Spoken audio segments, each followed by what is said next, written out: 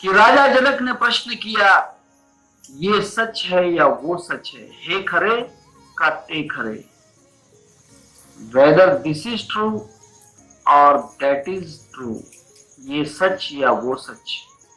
तब अष्टवक्र मुनि वहीं पर आए हुए थे। उन्होंने कहा कि हे राजा, तुम सोए हुए हो, ना ये सच है ना वो सच है, जाग जाओ। अगर जागे हुए हो तो और जाग जाओ, सोए हुए हो तो पूरे जाग जाओ, क्योंकि ना ये सच है ना वो सच है। Neither this true nor that true, ना ये सच है ना वो सच है। जनक राजा घबरा गए। उन्होंने कहा कि महाराज, मेरी समझ में नहीं आ रहा कि आप क्या उत्तर दे रहे हैं। उसने कहा कि अभी समझ जाएगा। हे राजा जनक, तुम सोए हुए थे और तुम निद्रा के अंदर एक सपना देख रहे थे।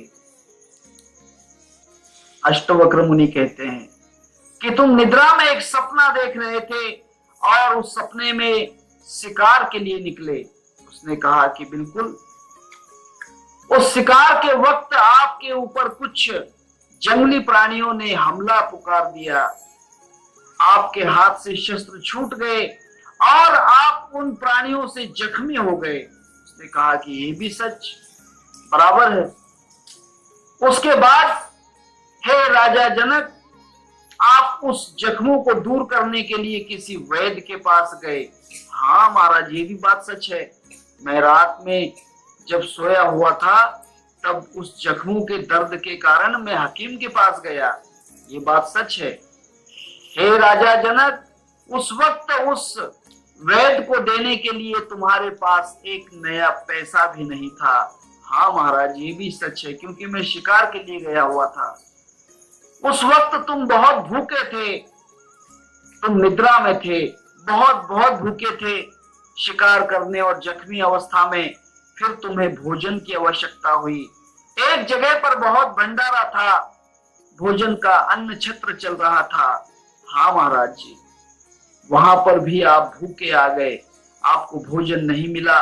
तब आप झूठा भोजन खाने के लिए लग गए। झूठा भोजन आपने उठाया, लोगों की गिरी हुई फेंकी हुई पत्तलें जो थी उसके ऊपर से अनाज उठा रहे थे, परंतु वे पत्तलें भी आपको खाने के लिए नहीं मिली, क्योंकि आपके पीछे कुछ कुत्ते दौड़ पड़े। उन पत्तलों के लिए जो कुत्ते थे वे दौड़ रहे थे। उसने कहा कि हाँ महाराज, लेकिन आपको कैसे मालूम? उसने कहा, राजा जनक, ये सपना तुम ही नहीं देख रहे हो, पूरा संसार यही सपना देख रहा है कल्पना का। उसने कहा कि क्या बात करते हो महाराज, ये तो मैंने सच देखा है, यही सपना तो मैंने देखा है। उसने कहा कि राजा जनक, ये सपना किसी को आंखों में नींद में नजर आ गया तो भी बात हो सकती है, किसी ने नहीं देखा तो भी ये सपना चल ही रहा है। उसने कहा कि ये कैसी बात है? हाँ राजा जनक, संसार में जो भी प्राणी आता है वो प्राणी सपने में ही आता है। हर प्राणी का जन्म कल्पना है, सपना है। अहो जे झालेची नाही त्याची वार्ता पुस्तकाई, वांझेची आले का कैची जन्म पत्रिका। हमें लगता है कि पुत्र हो गया, कन्या हो गई, भाई हो गया, बहन हो गई, माता हो गया, पिता हो गया, विवाह हो गया, पत्नी मिल गई, पति मिल गया। हाँ, ये सब सपने में दौड़ रहे हो, शिकार कर रहे हो सपने में। झूठा है ये खेल, कोई भी किसी का नहीं है, कुछ भी है नहीं, तुम भी नहीं हो, तुम भी नहीं, हम भी नहीं, नहीं रंकना राय, आकार नहीं, निराकार नहीं, नहीं पिता नाम आए, आवे नहीं, जावे नहीं, नहीं हिले ना हिला, नहीं पुरुष नहीं नारी, नहीं गुरु नहीं चेला, नाना निरंतर हम रमे हम रहते गंभीरा, कहत कबीर सुन भाई साधु, पंडित करो विचारा। कल्पना को छोड़ो और विचार करो। कल्पना में ही आप शिकार कर रहे हो, कल्पना में ही जख्मी हो गए हो। मैं बीमार हो गया, मुझे डायबिटीज हो गया, झूठा है ये रोग, क्योंकि मैं संसार में हूं ही नहीं, तो ये बीमारी किसकी? ये कल्पना के शरीर की बीमारी है। हम तो अरोग रोग नहीं व्यापे। जन्म मरण से न्यारा साधु क्या देखे नाड़ हमारा। हम तो अरोग रोग नहीं व्यापे, हमें रोग कहाँ व्यापेगा, हम रोगी हुए हैं कब। मेरे ख्याल से अचल राम का पद है। अचल राम जी बड़े अच्छे संत हो गए हैं, उन्होंने बड़ी ही अच्छी कल बात की है। हम तो अरोग रोग नहीं व्यापे, जन्म मरण से न्यारा, साधु क्या देखे नाड़ हमारा। हमारी नब्ज क्या देखता है, मेरी नब्ज क्या देख रहा है, मुझे कोई बीमारी नहीं। नब्जिया वैद्य क्या देखे, मुझे दिल की बीमारी है। नब्जिया वैद्य क्या देखे, ब्रह्मानंद स्वामी का पद है, मुझे दिल की बीमारी है। मैं उसमें बीमार हूं, मेरे दिल की बीमारी है, क्योंकि मेरे दिल ने कल्पना कर ली है, कल्पना में मैं बीमार हूं। वाह, बाकी तो कोई बीमारी नहीं। हे राजा जनक, फिर तुम औषध लेने के लिए वैद्य के पास गए, दवाई के लिए। हाँ महाराज, पूरा संसार औषधि ही ले रहा है, क्योंकि पूरा संसार बीमार है। नानक दुखिया सब संसार, पूरा संसार ही बीमार है। पूरा संसार दवाई तो खरीद रहा है, यहाँ पर पूरा संसार दवाई खरीद रहा है। देखिए, इस संसार को क्या कहते हैं, संसार के दुख को क्या कहते हैं मालूम है? इसको भवरोग कहते हैं। क्या कहते हैं? भवरोग। भवरोग का मतलब ये पूरा संसार रोगी है, इसमें दुरुस्त कोई नहीं। ये भवरोग है और इसमें आप दवाइयां खा रहे हो, खा रहे हो, खा रहे हो, मरहम पट्टी लगा रहे हो, कहीं ऑपरेशन हो रहा है, कहीं पोस्टमार्टम हो रहा है, कहीं सलाइन लगाई जा रही है, कहीं एक्सरे हो रहा है, कहीं कार्डियोग्राम हो रहा है, कहीं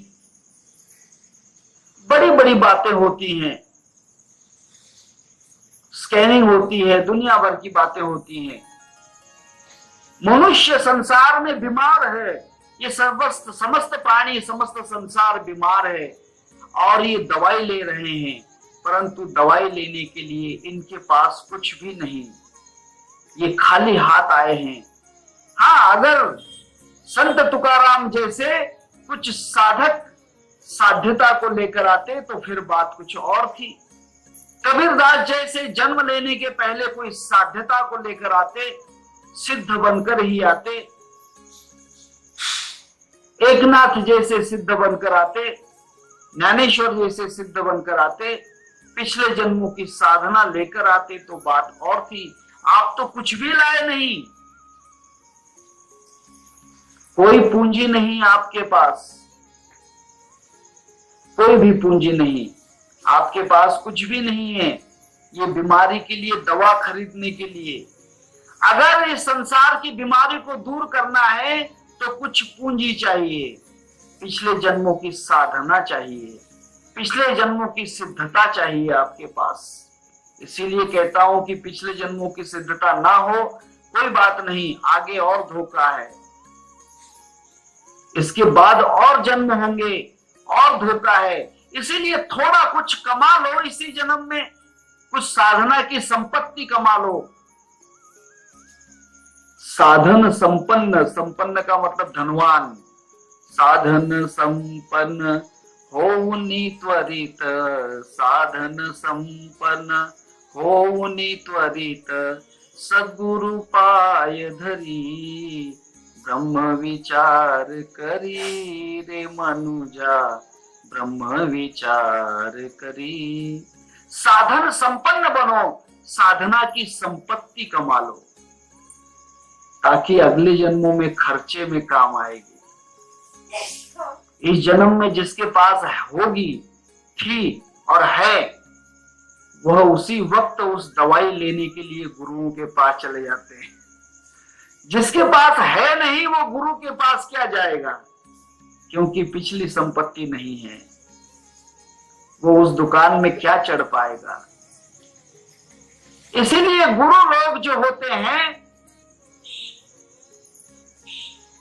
वे जो होते हैं फक्त व्यापार करते हैं, जो खरीदार है वो खुद आता है। गुरु हमारे बानिया बनस करत व्यापार, बिना तराजू तागड़े तोलत जग संसार।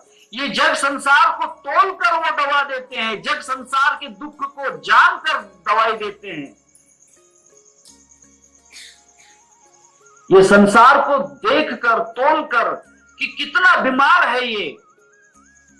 गुरु हमारे बानिया और वंश करत व्यापार, बिना तराजू तागड़े तोलत जग संसार। अर्थात ये भव रोग को जानकर फिर वह दवाई देते हैं। समझते हो? राजा जनक से कहा कि हे राजा, तुम भी दवाई लेने के लिए गए, परंतु तुम्हारे पास दमड़ी भी नहीं थी, भूखे रह गए। भूख लगने लगी, जिसके पास कुछ नहीं वो भूखा ही मर गया। तृप्ति नहीं मिली, जन्म दुनिया में आकर भी तृप्ति नहीं मिली। जन्मा योनि हेला, पानी वाहुन वाहुन मेला। एक बूंद भी पानी नहीं पिया, क्योंकि भगवान के जो अनुभव का है एक बूंद भी नहीं मिला। इसीलिए तो बहुत से भक्त भगवान को पुकारते हैं कि भगवान एक बूंद पिला दो, बहुत प्यासा हूं, संसार के इसमें दौड़ रहा हूं, बीमार हूं, दवाई तो मिल नहीं रही है, परंतु तेरे कृपा की एक बूंद अगर मिल जाए तो। तेरे एक बूंद के प्यासे हम, तू प्यार का सागर है, तू प्यार का सागर है। तेरे एक बूंद के प्यासे हम, तू प्यार का सागर है। संसार में वहां कुछ नहीं है, प्यासा मर रहा है, भूखा मर रहा है। इसीलिए एक बूंद भगवान से कृपा चाहता है भगवान की। ऐसे जिनके पास कोई भी दाम नहीं देने के लिए, ऐसे लोगों को देने के लिए वे कल्पतरु के चलते हुए कल्पतरु आ जाते हैं। तुम कल्पना भी मत करो कि पिछले जन्म की साधना मेरे पास है या नहीं, मेरे पास पिछले जन्म का पुण्य है या नहीं, इसकी कल्पना करने की आवश्यकता नहीं। वे कल्पतरु हैं, तुम्हारी कल्पना करने के पहले ही तुम्हें दे देते हैं। इसीलिए चला कल्पतरुंचे आ रहो। वे पूछते नहीं कि पिछले जन्म में कुछ साधना की थी, पिछले जन्म में ध्यान किया था, पिछले जन्म में मंदिर गया था। इसी शिष्य से कोई गुरु नहीं पूछता। कहते हैं कि कोई बात नहीं, तुम्हारी कल्पना के विषय में मैं नहीं पूछूंगा, मैं तुम्हारी कल्पना ही मिटा दूंगा। गुरु वो होता है। एक जगह कबीरदास संसार के विषय में देख रहे थे। कोई बुढ़िया चक्की चला रही थी। पहले चक्की हाथ से चलाकर फिर अनाज पीसते थे। कबीरदास दुख में उसने कहा कि संसार भी ऐसे ही है, इस जन्म मरण के पाठ में बड़ा ही परेशान हो रहा है जीवात्मा। उन्होंने एक दोहरा बनाया, चलती चक्की देख कर दिना कबीरा रोए, इस दुनिया के दो पार्ट में साबित बचा नहीं कोई। तब रामानंद ने समझाया कि हे शिष्य, हे कबीर, ऐसा नहीं है, सहारा मिल जाता है, कभी तो भी सहारा मिल जाता है। किसी जगह किनारा मिल गया तो फिर ये संसार में तुम्हारा नुकसान नहीं होगा। तब दूसरा दोहरा बनाया, चलती चक्की चलने दो, पिस पिस मैदा होए, कीले से लागा रहे तो बाल न बाका होए। अर्थात कीले से लग जाओ, परंतु कमाल कहने लगा कि हे कबीरदास, कब तक कीले से लगा रहेगा, आएगा फिर शरीर में, कितने दिन रह ले न्यारा। कभी ना कभी तो उस अनाज की गर्दी में फंस जाएगा और अनाज के साथ में पिस ही जाएगा। इसलिए बहुत मुश्किल है, कीले से लग लग के ना जाने कब पिस जाए, कोई भरोसा नहीं है। तब कबीरदास ने कहा कि नहीं, चलती चक्की में पिसना भी नहीं है और कीले से लगकर धोखे में भी पड़ना नहीं है। नहीं तो बहुत से लोग कीले से लगते हैं और कीले के साथ पिस जाते हैं। पूरा गुरु नहीं मिला सुनी अधूरी सीख, स्वांग जति का पहनकर घर घर मांगे भीख।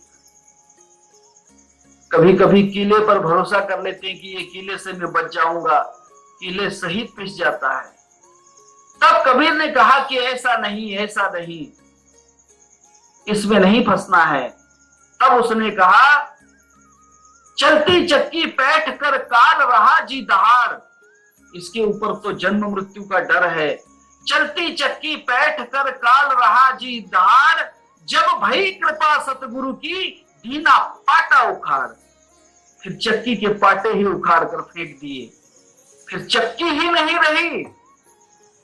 तो पिसने का सवाल कहा, कल्पना के मारे, लेकिन क्या भरोसा। उसने कहा कि कल्पना के पाटे ही उखाड़ दो, कल्पना को ही नष्ट कर दो, कल्पना ही मत रखो।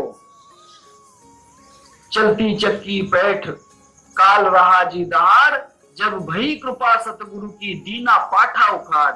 वे पट जो पट थे वे पाट ही उखाड़ दिए, अर्थात कल्पना ही नहीं रही। हे राजा जनक, उस वक्त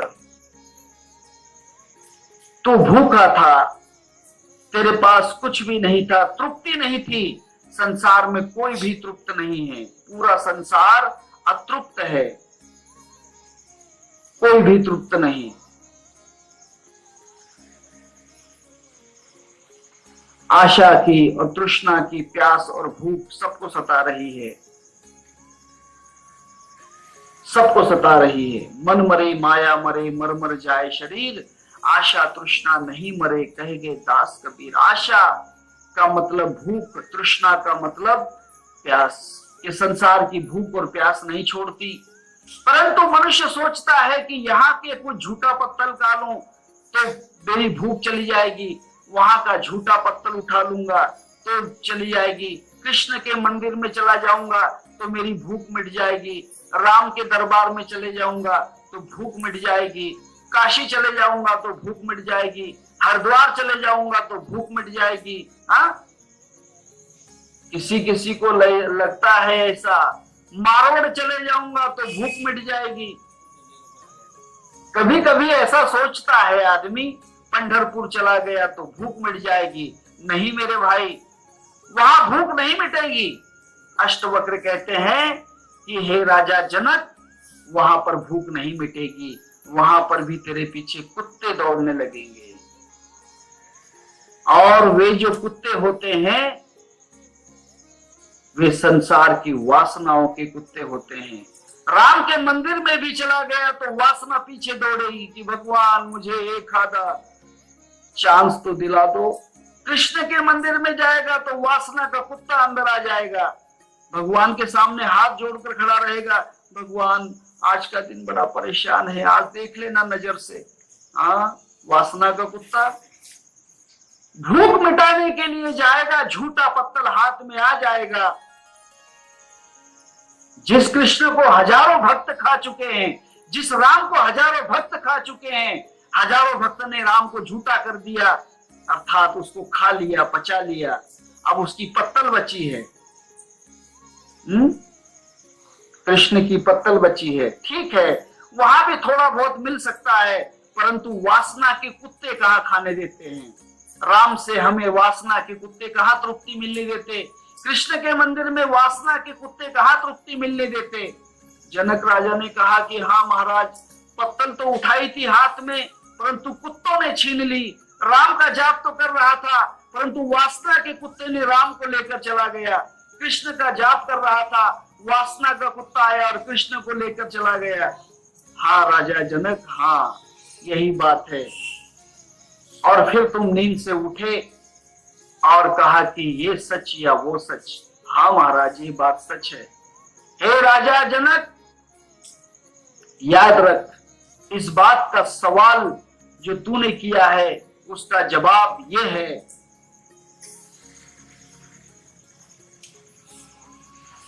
जो तूने देखा है वहां भी झूठ, जो तू अब देख रहा है वह भी झूठ, क्योंकि तू राजा जनक है ये भी झूठ, और राजा जनक ने जो देखा है वो भी झूठ। क्यों? बड़ा कठिन प्रश्न है। अगर आप इसको समझोगे तो ठीक है, नहीं समझोगे तो मुश्किल है। विचार सागर नाम का ग्रंथ है निश्चल दास जी महाराज का, वह हिंदी में है, परंतु मराठी में उसका ट्रांसलेशन साखरे महाराज ने किया है। विचार सागर रहस्य नाम का ग्रंथ है, उसकी कभी कभी सैर कर लेना। मैंने दिया था किन्हीं किन्हीं को पढ़ने के लिए, किताब लेकर गए, 2-1 पन्ने पढ़े और रख दी ऊपर। मैंने भाई कहा, मैंने विचार सागर का सैर किया, पढ़ा नहीं, महाराज 2 पन्ने पढ़े थे, बोर हो गया, वो पढ़ी किताब, लेके जाओ। मतलब बहुत अच्छी बात, दे दो। कहने का मतलब यह है कि हे राजा जनक, जनक ने जो देखा वो भी झूठ, अब जनक जो खुद को देख रहा है ये भी झूठ। मतलब क्या है महाराज, क्या मतलब है? हे राजा जनक, तू खुद को जनक समझता है ये भी तेरी कल्पना है, और सपने में तुझे किसी प्राणियों ने तुझ पर हमला किया, तू दवाई लेने के लिए गया, भूखा हो गया, पत्तल लेकर चले गए, कुत्ते पीछे दौड़ रहे, ये भी झूठ है, ये भी तेरी कल्पना है। ये सपने की कल्पना है, ये सपने की कल्पना है, और जो संसार में तू देख रहा है यह माया की कल्पना है, मोह निद्रा है तेरी। वहां जो निद्रा थी भौतिक निद्रा थी, भौतिक निद्रा में तू सपना देख रहा था, अब जो तू देख रहा है जागृति निद्रा में सपना देख रहा है। पिंड ब्रह्मांड ज्ञान गुच्छ में बड़ा अच्छा वर्णन है इन चीजों का, ग्वालानंद जी का पिंड ब्रह्मांड ज्ञान गुच्छ, उसने बड़ा अच्छा लिखा हुआ है। ये दोनों झूठ हैं। उसने कहा कि महाराज फिर सत्य क्या है? कल्पना से बाहर आ जा, कल्पना से दूर हो जा और पूरा जाग। उठा जी माय बाप, उठा जी माय बाप, कशी लागली झोप, हुजूर जाऊनिया एवढी चुकवा खेप। उठा जी माय बाप। एकनाथ महाराज कहते हैं कि उठो, जागो, उठो, अर्थात इस सपने से, इस नींद से जाग जाओ। जो मोह निद्रा में आप पड़े हो इसे कल्पना की निद्रा कहते हैं, और उस कल्पना की निद्रा से जगाने वाले वही हैं जो पूरे जाग चुके हैं। जो सोया हुआ है वो तुम्हें क्या जगाएगा? कुछ लोग कहते हैं कि महाराज मुझे 4 बजे उठा देना। हाँ, सो जाओ, मैं 4 बजे उठा दूंगा। महाराज ही सोया हुआ है तो 4 बजे क्या उठाएगा? महाराज खुद सोया हुआ है तो 4 बजे क्या उठाएगा? जो महाराज 4 बजे उठ जाता है, अर्थात 4 बजे जाग जाता है, वही तुम्हें 4 बजे जगा सकता है। जो महाराज ही जागा नहीं तो तुम्हें क्या जगाएगा? जो जागा हुआ है वही जगा सकता, सोया हुआ नहीं जगा सकता। और ये जितने भी संत महात्मा होते हैं ये कल्पना से जागे हुए हैं, और जो जागा हुआ है उसे पूरा पता चलता है कि ये सब सोए हुए हैं। जागे हुए को मालूम है कि ये सोए हुए हैं, सोए हुए को कुछ भी मालूम नहीं कि मैं सोया हुआ हूं या कोई और सोया हुआ है। सोया हुआ जो होता है उसे पता होता है कि मैं सोया हूं। आप कभी सोते हो नींद में, आज कभी सोओगे तो याद रखना कि मैं सोया हुआ हूं, आपको पता ही नहीं रहेगा कि मैं सोया हुआ हूं। नहीं, सोए हुए को खुद सोया हुआ नहीं समझता तो दूसरे सोए हुए हैं उसे क्या समझेगा कि ये सोए हुए हैं? जो खुद नहीं पूरा जागा है वो दूसरों को क्या जगाएगा? हाँ, जो जाग चुके हैं और उन्हें पूरा संसार सो रहा है ऐसा दिख रहा है।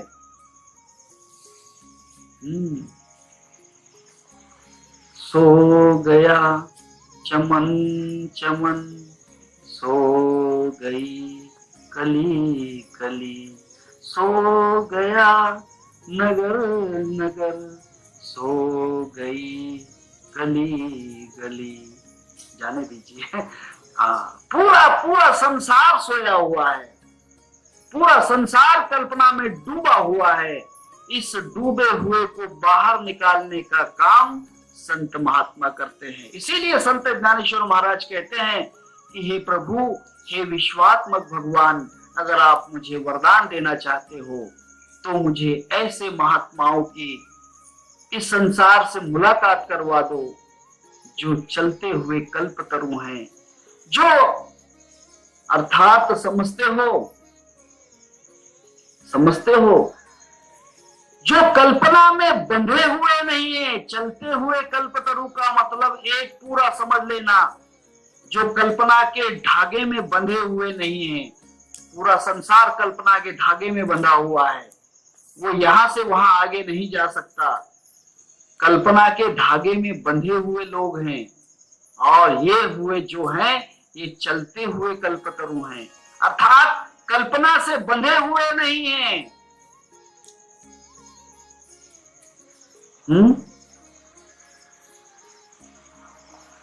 कल्पना में बंधे हुए नहीं हैं, ये मुक्त होते हैं।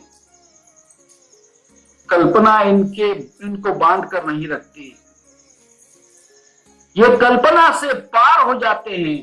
इसीलिए ये कल्पतरु हैं। चला कल्पतरु चे आरव। और कल्पतरु का आरव, इसका मतलब क्या होता है? कल्पतरु तो एक ही है, फिर ये कल्पतरु का बगीचा कहां से आया, उद्यान कहां से आया, गार्डन कहां से बन गया, सभी कल्पतरु कैसे बन गए?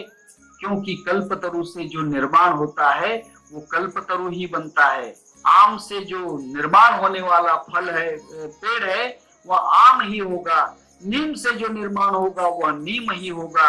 इसीलिए ऐसे जो जागे हुए संत महात्मा हैं, इनसे जो भी जन्म लेगा वहां कल्पतरु ही बन जाएगा। अपना सारिखे करती तात्काल, नाही काल वेळ तया लागी। वो उन्हें अपने जैसा ही बना देता है, अपने जैसा ही जन्म देता है। जो जागे हुए संत महात्मा गुरु होते हैं, सिद्ध पुरुष होते हैं, वे उनके पास आने वाले को सिद्ध ही बना देते हैं, सिद्धता देते हैं। इसीलिए वे चलते हुए कल्पतरु हैं, और उनके पास जो भी रहेगा वो कल्पतरु ही बन जाता है। इसीलिए संतों के पास जिन जिन लोगों का आना होता है, वे कल्पतरु होने के कारण उसे कल्पतरु चे आरव कहा है। कल्पतरु का बगीचा है, कल्पतरु का उद्यान है। यही तो बात संत तुकाराम महाराज ने भी कही है। आळंदी हे गाव पुण्यवंत ठाव दैवताचे नाव सिद्धेश्वर। 84 सिद्धांता सिद्ध बेटी बेड़ा, तो सुख सोहळा काय वानू। 84 सिद्ध जहां पर इकट्ठे हो गए हैं, जहां पर 84 सिद्ध इकट्ठे हो गए हैं, अर्थात पूरे कल्पतरु इकट्ठे आ गए हैं। सभी कल्पतरु एक जगह आ गए हैं। और संसार में जितने भी कल्पतरु होते हैं, चलते हुए कल्पतरु, वे अलग अलग नहीं रहते।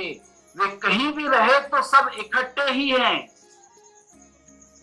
वे कहीं भी रहे तो इकट्ठे ही हैं, अलग अलग नहीं होते। मुझे बतलाइए, 100 की नोट में रुपए कितने होते? 100 की नोट में रुपए 100 होते हैं। 10-10 के नोट कितने होते हैं? 100 की नोट में 10, 20-20 के 5, 50-50 के 2, है ना। 58-58 200 होती हैं, 54-54 400 होती हैं, है ना। और 10-10 पैसे के सिक्के अगर कहे तो वहां 10,000 हो जाते हैं, आप 1,000 हो जाते हैं। और एक एक नया पैसा कहा तो वे 10,000 हो जाते हैं। परंतु विचार कीजिए, ये पूरे मैदान में एक एक नया पैसा, ऐसे 100 नए पैसे बिखेर दिए, वे कहीं भी ऐसे बिखरे हुए हैं, तो क्या उनकी ताकत 100 की ताकत नहीं है? या 50-50 के 2 नोट खीसे में हैं, तो आप ये कहते हैं कि मेरे पास 50-50 के 2 नोट हैं, आप क्या कहेंगे कि मेरे पास 100 रुपए हैं। 2 नोट 50-50 के भी रहे तो आपके पास इकट्ठे 100 रुपए ही हैं, अलग अलग नहीं है। अगर 10-10 के 10 नोट रहे तो भी आप कहेंगे कि मेरे पास 100 रुपए हैं। अगर आपके पास 1-1 रुपए के 100 नोट या 100 डॉलर भी रहे तो भी आप कहेंगे कि मेरे पास 100 रुपए हैं। अर्थात वे एक साथ रहे तो भी 100 रुपए हैं और चिल्लर बन के रहे तो भी 100 रुपए हैं। इसीलिए ये संतों का जो है कल्पतरुंचे आरव, ये उद्यान है। भले अरबस्तान में कोई संत महात्मा औलिया हो, मोहम्मद जैसा, हजरत अली जैसा, इमाम हसन इमाम हुसैन जैसा, या फिर जेरूसलेम में यीशु ख्रिस्त जैसा हो, या अमृतसर में कोई गुरु नानक जैसा हो, या बिहार में कोई गौतम बुद्ध जैसा हो, या फिर उसी बिहार में कोई महावीर जैन जैसा हो, महाराष्ट्र का कोई संत ज्ञानेश्वर हो, संत तुकाराम एकनाथ हो, या फिर चित्तौड़ की कोई मीराबाई हो, ये कहीं भी अलग अलग रहते हो, परंतु इनका सबका जो मिलाप है, इनकी जो ताकत है, वहां एक है, वो सब एक है, उनमें कोई भी फर्क नहीं, उसमें का एक भी संत कम नहीं है, अलग नहीं है, सबकी मिलाकर एक ही ताकत है। चला कल्पतरुचे आरव, सबका एक ही उद्यान है, सबका मिलाकर उद्यान एक ही है, सबका आनंद वन एक ही है। इसीलिए इनको आरव कहा है, अर्थात आनंद वन कहा है, उद्यान कहा है। चला कल्पतरुचे आरव। और ये जो संत महात्मा होते हैं, संत ज्ञानेश्वर महाराज कहते हैं कि हे महाराज, ये कल्पना को पूर्ण रूप से नष्ट कर देते हैं, कल्पना को दूर कर देते हैं, कल्पना की चीज नहीं देते, कल्पना को ही मिटा देते हैं।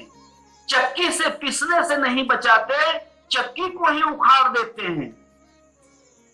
चक्की से पिसने का काम नहीं, चक्की ही उखाड़ देते हैं। हाँ, जब कृपा भई सदगुरु की, तीनों पाटा उखाड़, चक्की ही उखाड़ देते हैं। अब ये करते कैसे हैं? क्या है इनके पास? क्या है इनके पास? ये हमारी कल्पना को दूर कैसे करते हैं? कल्पना को दूर करने के लिए इनके पास क्या कोई जादू है? क्या कोई चमत्कार है? नहीं, ये चमत्कार को दूर करते हैं, जादू को मिटा देते हैं।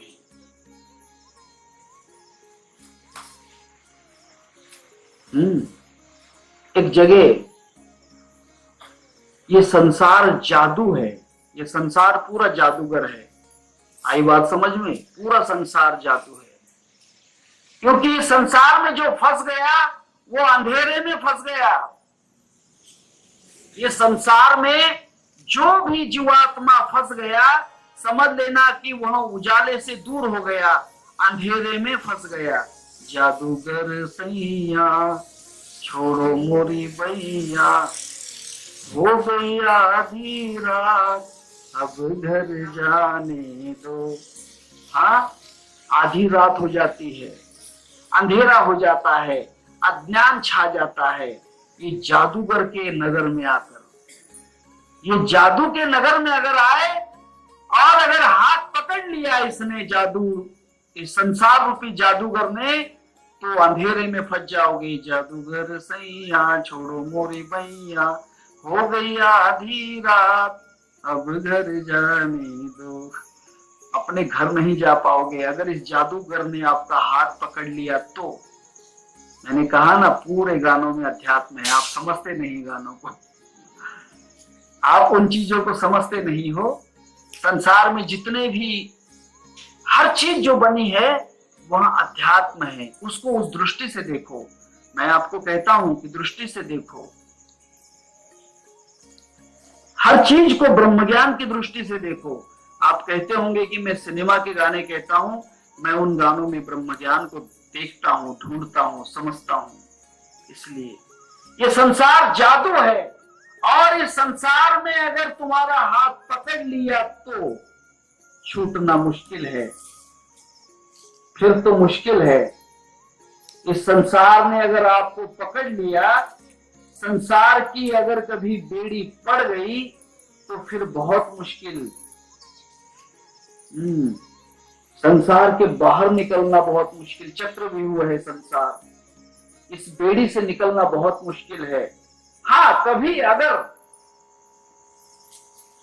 उस जगह उजाला हो जाए तो हाथ छूट जाएगा, जादूगर हाथ छोड़ देगा।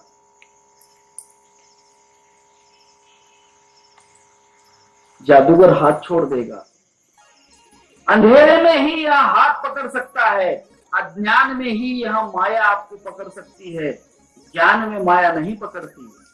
ज्ञान में कोई जादूगर हाथ नहीं पकड़ेगा। उजाले में कोई प्रेमी किसी प्रेमिका का हाथ नहीं पकड़ेगा। मेरी बात को समझते हो? उजाले में कोई प्रेमी किसी प्रेमिका का हाथ नहीं पकड़ सकता, उसकी ताकत ही नहीं। अंधेरा हुआ तो फिर फंस गए। अज्ञान हुआ तो फंस गए, अज्ञान हुआ तो फिर फंस गए।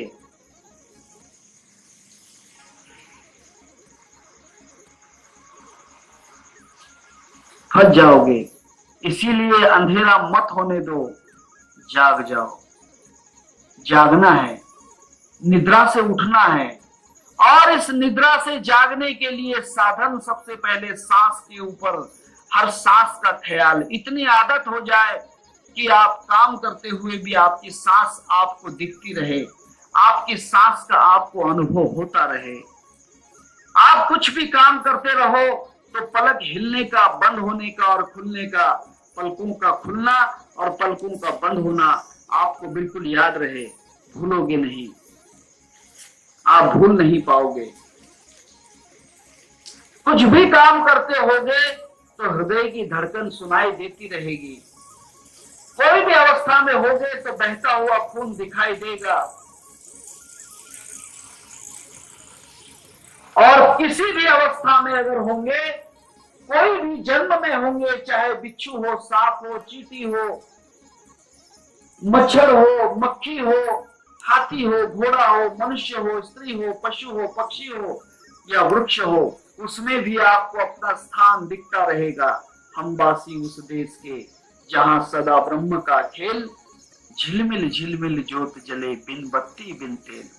उस अवस्था में भी आप कहोगे कि मैं मुक्त हूं, मैं बंधा हुआ नहीं हूं, मैं कोई भी जन्म में कोई भी जगह जाऊंगा तो मैं मुक्त ही रहूंगा। संत बीज पलटे नहीं, जुग जुग हुए अनंत, अनंत जुग में अनंत देह धरे, आखिर संत के संत। अनंत देह धरेगा, कभी पेड़ बन जाएगा, कभी पौधा बन जाएगा, कभी पत्थर बन जाएगा, कुछ भी बनेगा, परंतु अपने आप को नहीं भूलेगा कि मैं वहां का हूं, मैं वहां का हूं, उसको नहीं भूलेगा। अभी आप भूल चुके हो कि हम कहां के हैं। आपको याद है आप कहां से आ रहे हो, आने की बात कौन? आपको याद है आपको कहां जाना है यहां से मरने के बाद, जाने का घाट कौन? आपको मालूम है कि आप कहां रहते हो शरीर में, ब्रह्म का कपाट कौन? आपको मालूम है कि आपके अंदर आत्मा किसे कहते हैं और कल्पना का जीव किसे कहते हैं? कौन जीव कौन शिव, कौन जीवे कौन मुए, कौन में कौन समाया है, यही बात नहीं जाने तो नरदेह में क्यों आया है। आपको कुछ भी मालूम नहीं। हाँ, सुनी हुई बातें, किताबों की बातें याद होंगी, परंतु प्रत्यक्ष अनुभव की कोई बात आपके पास नहीं। आपको कुछ भी मालूम नहीं। अनुभव की प्रत्यक्ष बात जिस दिन आपको आ जाएगी, एक बार मिट्टी से अगर निकलकर वहां सोना बन जाएगा तो करोड़ों वर्ष भी इस मिट्टी में अगर वहां दफन रहा तो भी उसका रूप नहीं बदलेगा, उसका स्वरूप नहीं बदलेगा। फक्त एक बार सोना बनना है, एक बार। You have to become the gold, you must be the gold. आप एक बार स्वर्ण बन जाओ, इस मिट्टी से बाहर निकल जाओ। इस मिट्टी में सोना है, इस मिट्टी में गोल्ड है। इस तन अंदर मंदर सुंदर, हर्ष पलक में सूरज चंद्र, छह दर्शन नवनाथ मचंद्र, वली अवतारी और पीर पैगंबर, आलम ही जहान, गुरु बतावे ज्ञान बाबा, मस्तान फकीरा छान। अपने शरीर में, इस मिट्टी के शरीर में, इस मिट्टी के शरीर में वह सोना छिपा हुआ है जो मिट्टी होकर नष्ट ना हो जाए। मिट्टी में मिट्टी बह जाएगी, मिट्टी में सच्चा सोना भी मिट्टी में बह के चला जाएगा। अगर मिट्टी से सोना समय पे नहीं निकला तो एक बरसात में ही पूरा वो मिट्टी के साथ सच्चा सोना बह के चला जाएगा।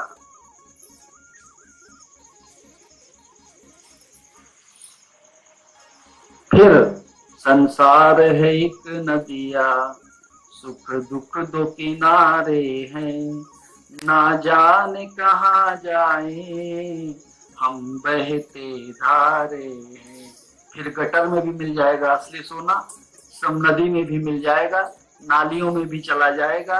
ना जाने कहाँ जाए हम बहते धारे हैं।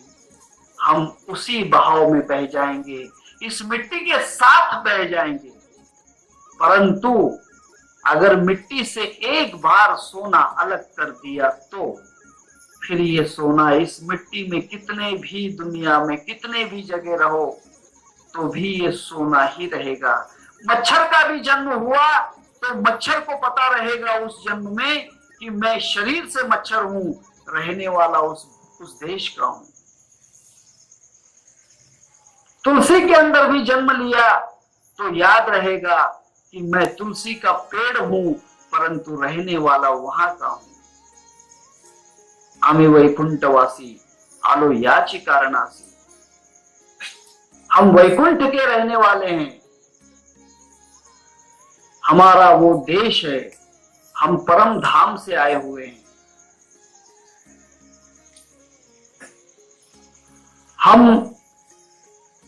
हम कोई यहां के रहने वाले नहीं।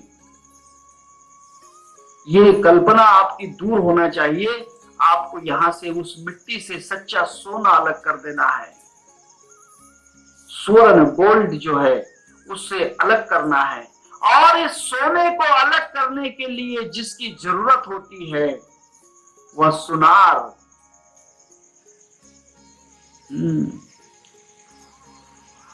ख्याल कीजिए,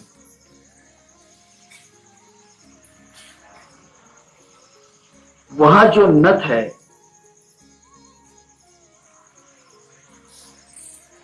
वह नथ सुधारने वाला चाहिए। निर्गुणाच्या सोनाराने दिली सुधारून, हौसेने नथ बैम्या घेतली करून। हौसेने नथ बैम्या घेतली करून, निर्गुणाच्या सोनाराने दिली सुधारून। वो सुनार उसकी नथ बना देगा। वो सुनार मिलना चाहिए। चला कल्पतरुचे यारो, वो सुनार अगर मिल जाएगा तो इस सोने की नथ बन जाएगी। नहीं तो ये सोना मिट्टी में बह के चला जाएगा। कोई कोई सुनार मिल जाता है, कोई कोई सुनार। म्हणून ये जो बात है, ऐसा कोई सुनार मिल जाए जो इस मिट्टी से सोना निकाल कर उसकी नथ बना दे।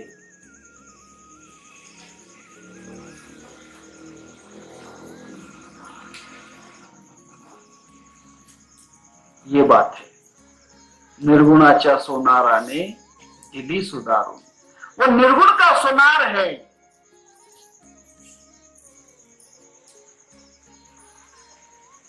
ख्याल कीजिए, वो सोनार मिलना चाहिए। आम्ही सोनार सोनार, हरिनामाचा व्यवहार, हरिनामाचा व्यवहार, हरिनामाचा व्यवहार। देवा तुझा मी सोनार। हाँ, किसका सोनार होना चाहिए? संसार का सोनार नहीं, भगवान का सोनार अगर मिल जाए, निर्गुण सोनार अगर मिल जाए। देवा तुझा मी सोनार, तुझ्या नामाचा व्यवहार, तुझ्या नामाचा व्यवहार, तुझ्या नामाचा व्यवहार।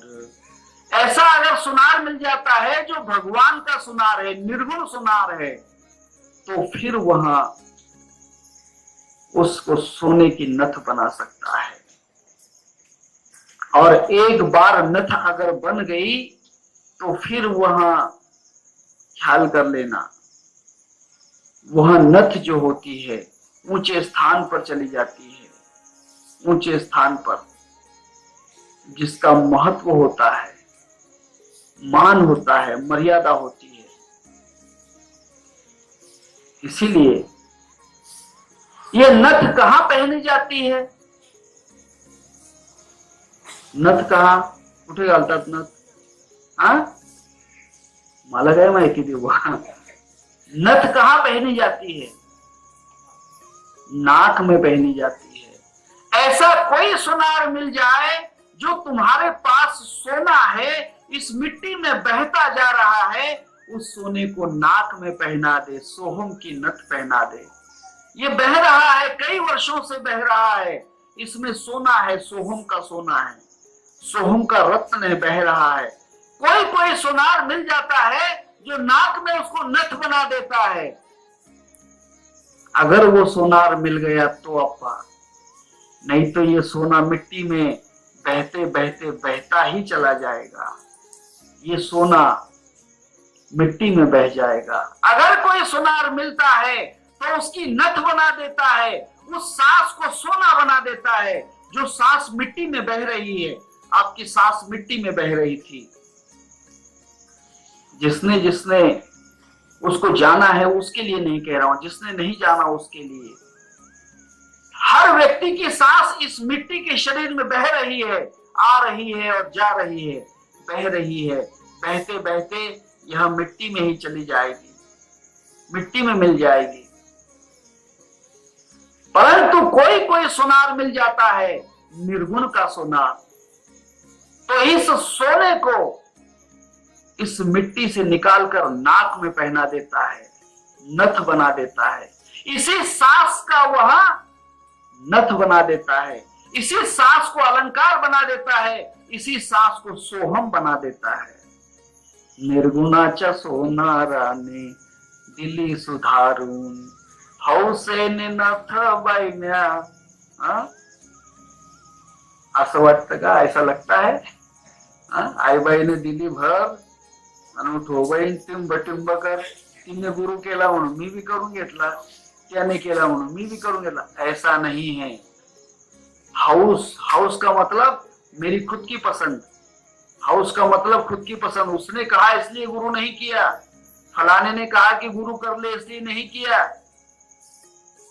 मेरी खुद की पसंद थी, मेरी चाहत थी, मेरे दिल में था, इसलिए मैंने गुरु किया। हौसेने नथ बाईम्या घेतली करून, मेरे दिल में चाहत थी इसलिए मैंने उसको सोना बना लिया। लोगों ने कहा इसलिए नहीं, देखा देखी लिया जोग नहीं।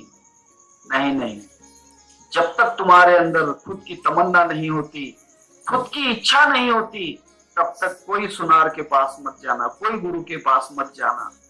जब आपके पास खुद इच्छा हो जाएगी, उसी को शुभेच्छा कहते हैं।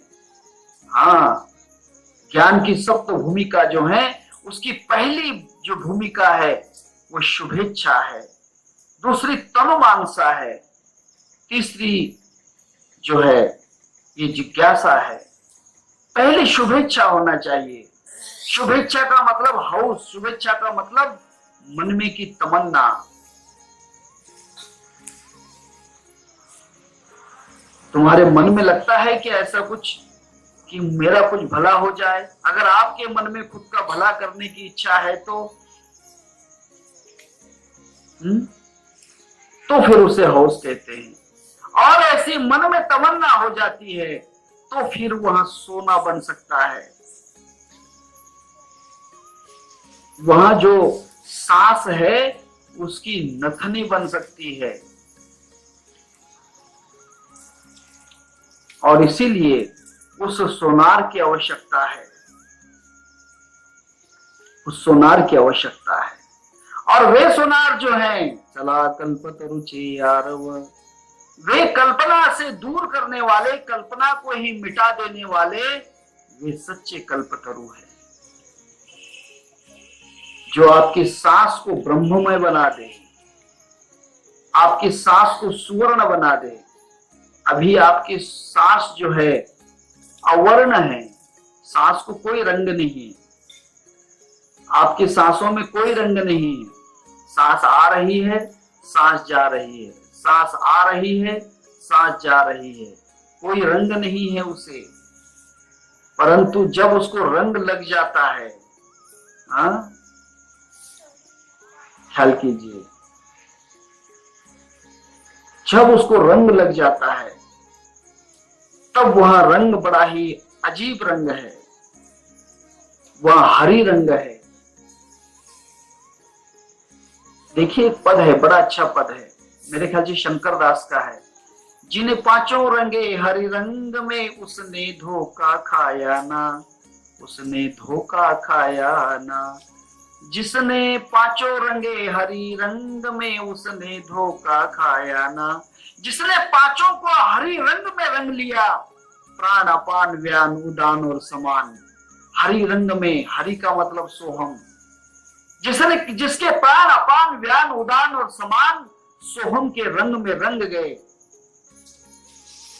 उसने फिर धोखा नहीं खाया, उसने धोखा खाया ना। शंकर दास बड़ा अच्छा कहते हैं, जिसने पांचों रंगे हरि रंग में, उसने धोखा खाया ना।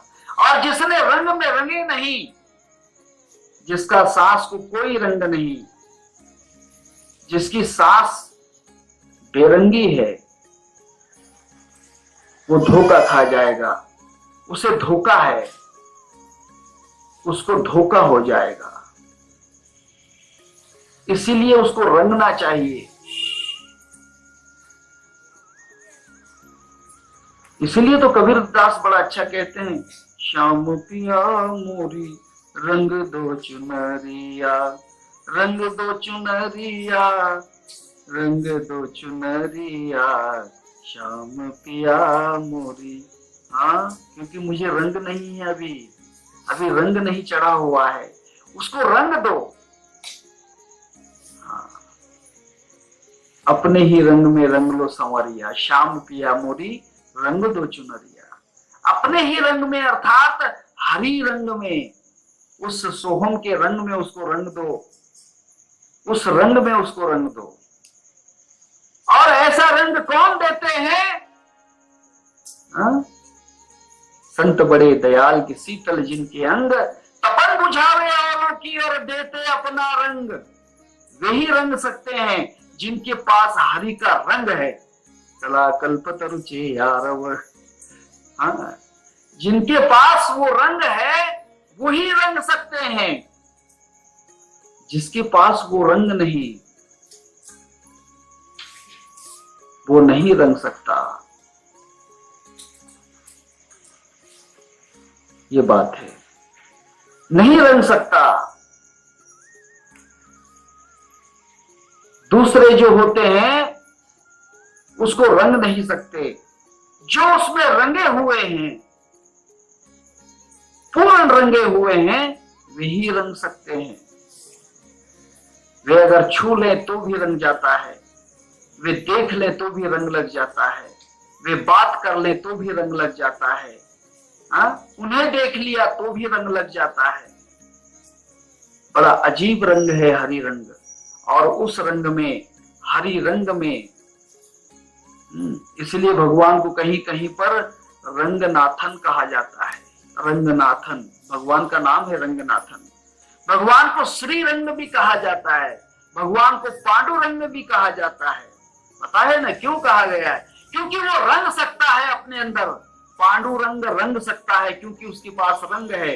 श्री रंग रंग सकता है क्योंकि पास रंग है। हरि रंग रंग सकता है, रंगनाथन रंग सकता है, इसीलिए उसके पास रंग है। और उनके पास, जिनके पास रंग है, हरि का रंग है, वो लेकिन जिसने भगवे पहने हैं वो नहीं। हाँ, कपड़े हमने नहीं रंगे, दिल ही रंगा है खूब। जो कपड़े रंग कर नहीं आते, कपड़े कोई भी होते हैं, कपड़े नहीं भी होते हैं। कपड़े हमने नहीं रंगे, दिल ही रंगा है खूब। उसी नगर में रंग रहे जहां बसे महबूब। जहां परमात्मा है उसी नगर में हमारा वास्तव्य है।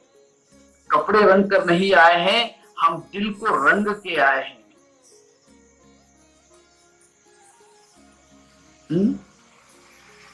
ऐसे वो संत हैं, चला कल्पतरुचे आ रहा हो, वो छोड़ते नहीं हैं। आपकी कल्पना से नहीं, आप उनको कहेंगे कि महाराज आप मुझे रंग दो, नहीं, उनको वो आवश्यकता नहीं है।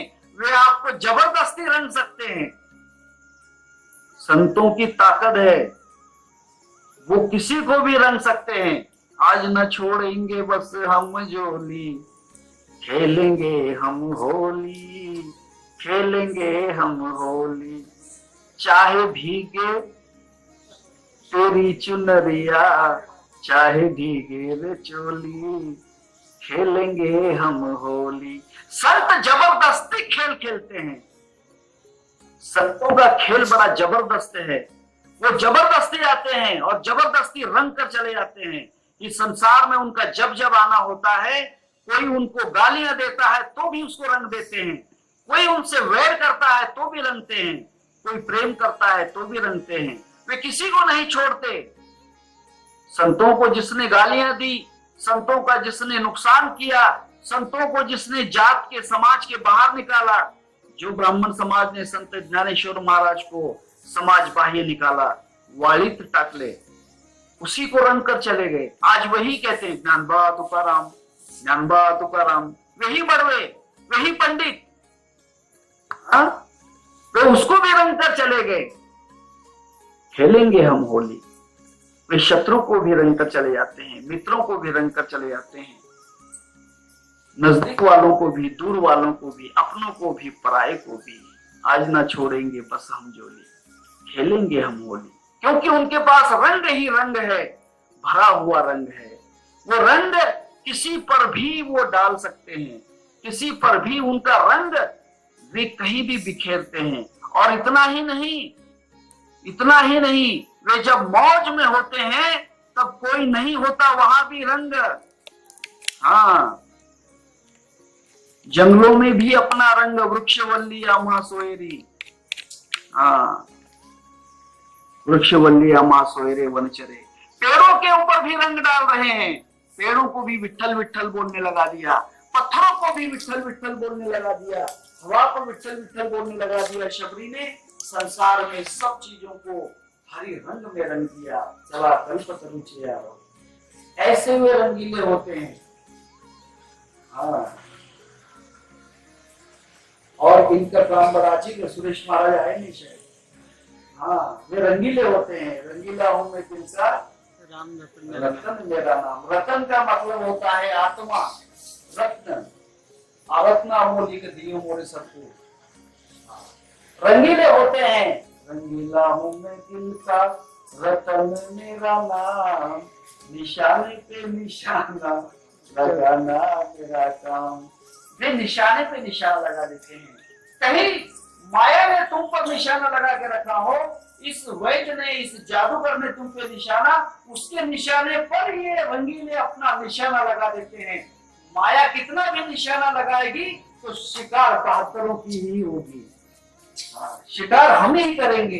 कोई कितना भी निशाना लगाए, संसार में कोई कितना भी किसको घायल बनाए, निशाना मेरा होगा, शिकार मेरी होगी। कुंडली वरदा विठ्ठल श्री ज्ञानेश्वर तुकाराम सद्गुरुनाथ महाराज की जय, ज्ञानेश्वर महाराज की जय।